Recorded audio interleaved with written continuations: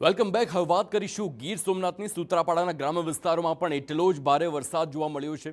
સૂત્રાપાડામાં 12 inch વરસાદથી જળબંબાકારની સ્થિતિ છે। આ વરસાદથી ખેતરો બેટમાં ફેરવાયા।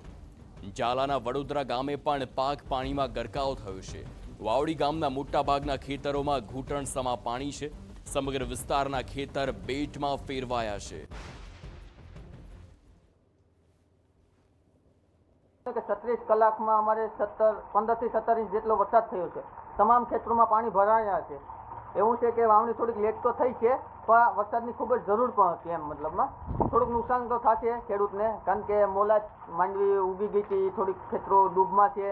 એક સાથે વરસાદ એટલો થયો છે એટલે માંડવી ડૂબમાં છે, એટલે થોડુંક નુકસાન તો છે, પણ ફાયદો પણ એના સામે ખૂબ જ સારો ફાયદો છે। એમ મતલબ સૂત્રાપાડા તાલુકામાં પણ જળબંબાકાર, ગ્રામ્ય વિસ્તારોમાં ખેતરો બેટમાં ફેરવાયા। આ વરસાદ જે સતત પડી રહ્યો છે અને તેના કારણે ખેતરોમાં 1 ફૂટ સુધી પાણી ભરાયેલું છે। વાવડી ગામમાં અનેક ખેતરો સરોવરમાં ફેરવાયા હોય તેવા દ્રશ્યો છે।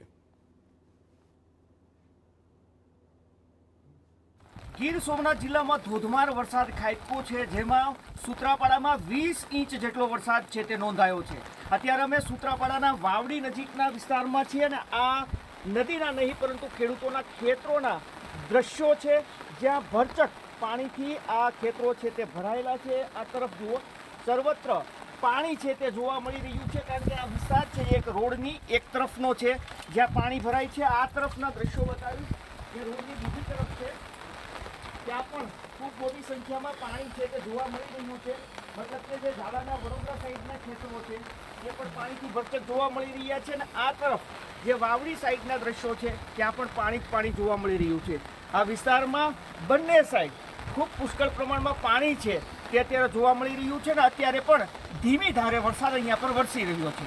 વેરાવળમાં 16 ઇંચ જેટલો વરસાદ નોંધાયો છે, જ્યારે સૂત્રાપાડામાં 20 ઇંચ અને કોડીનારમાં 9 ઇંચ જેટલો વરસાદ છે તે પડી ચૂક્યો છે, અને હજુ પણ અવિરત વરસાદ અહીંયા પર વરસી રહ્યો છે। દિલીપ મોરી, TV9, ગીર સોમનાથ।